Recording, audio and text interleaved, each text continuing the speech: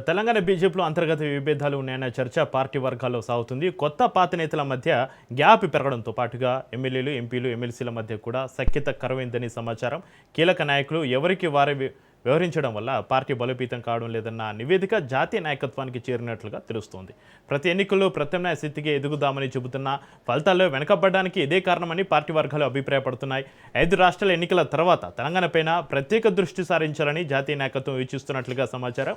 GHMC ఎన్నికల కోసం ఇప్పటి నుంచి ప్రణాళికలు సిద్ధించాలని కొందరు నేతలు లేఖ రాసినట్లుగా తెలుస్తుంది. త్వరలో రాష్ట్రంలోని ముఖ్య నేతలతోటి జాతీయ నాయకత్వం ప్రత్యేక సమావేశం నిర్వహించి వ్యూహాలపైన దిశానిర్దేశం చేసే అవకాశం ఉన్నట్లుగా పార్టీ వర్గాలు చర్చ జరుగుతోంది.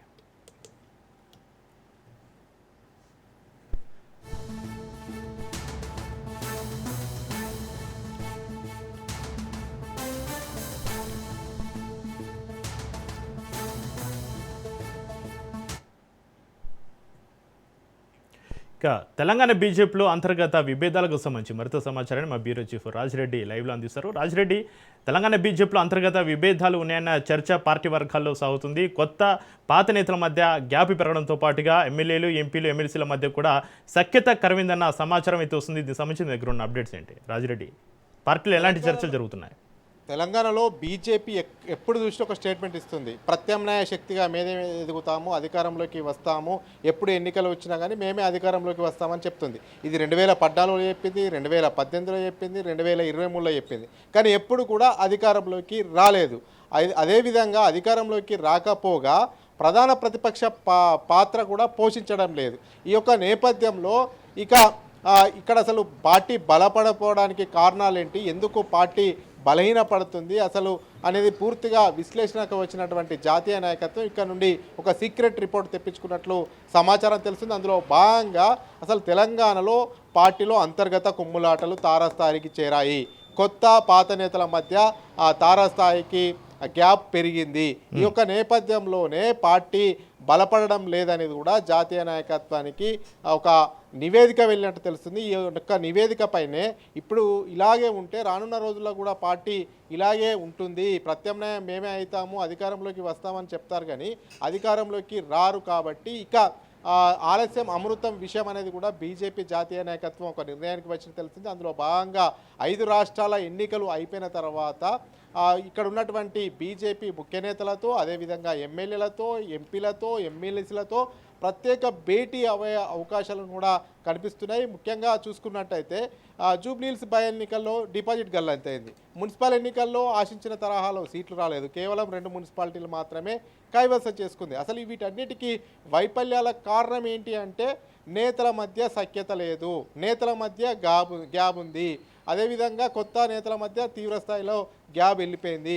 అంతేకాకుండా ఎమ్మెల్యేల మధ్య ఎమ్మెల్యేలకు పొత్తర లేదు. ఉన్నదే 8 మంది ఎమ్మెల్యేలు. ఆ 8 మంది ఎమ్మెల్యేల ఒకరిని పార్టీ నుంచి సస్పెండ్ చేశారు. 7 ఉన్నారు. ఆ 7 కూడా ఒకరికి మధ్య ఒకరికి సఖ్యత లేదు. అదేవిధంగా 8 మంది ఎంపీల మధ్య కూడా తీవ్ర స్థాయిలో గ్యాప్ ఉంది.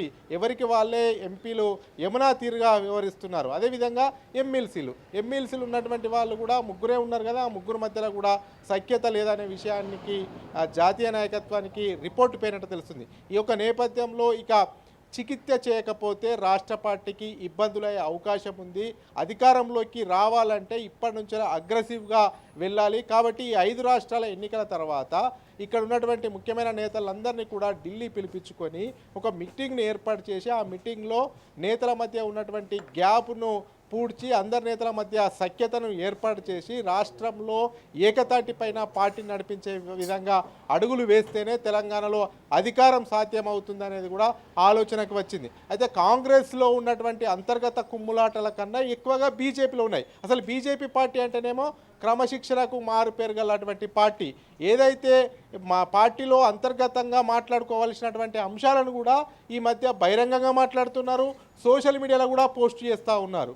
అయితే ఈ మధ్యకాలంలో మాజీ ఎమ్మెల్యే ఎన్వీఎస్ఎస్ ప్రభాకర్ కూడా సోషల్ మీడియాలో ఒక పోస్ట్ చేశారు. పార్టీలు మారి వచ్చి అధికారం కోసం పార్టీలు మారి వచ్చే వాళ్ళను నాయకుడు అన్నారు, బ్రోకర్ అంటారు. ఒకటే పార్టీలో కార్యకర్తగా ఉండి పై స్థాయికి ఎదిగితే మాత్రమే నాయకుడు అంటారు అనేది కూడా ఒక పోస్టింగ్ పెట్టారు. ఈ పోస్టింగ్ కూడా కొత్తగా పార్టీలోకి జాయిన్ అయ్యి ఎంపీ అయిన వాళ్ళు ఇది పూర్తిగా వ్యతిరేకిస్తున్నట్లు తెలుస్తుంది. మేము పార్టీలు మారి వచ్చామని మొదటి నుంచి పార్టీలు ఉన్నటువంటి వాళ్ళు మమ్మల్ని టార్గెట్ చేసి మా పైన పోస్టింగ్లు పెడుతున్నారనేది కూడా ఆగ్రహం వ్యక్తం చేస్తున్నట్లు తెలుస్తుంది. ఈ యొక్క నేపథ్యంలో ఇక పార్టీలో ఇలాగే వదిలేస్తే ఇంకా నేతల మధ్య తీవ్ర గ్యాప్ పెరిగే అవకాశం ఉంది. తద్వారా పార్టీ అధికారంలోకి రావడం కష్టమవుతుంది. ఇప్పటి నుండే పార్టీ అధికారంలోకి రావాలంటే ఫోకస్గా రంగంలోకి దిగాలి, అందరూ యూనిట్గా ఉంటేనే సాధ్యమవుతుంది అనేది కూడా బీజేపీ జాతీయ నాయకత్వం ఒక అంచనాకు వచ్చినట్టు తెలుస్తుంది.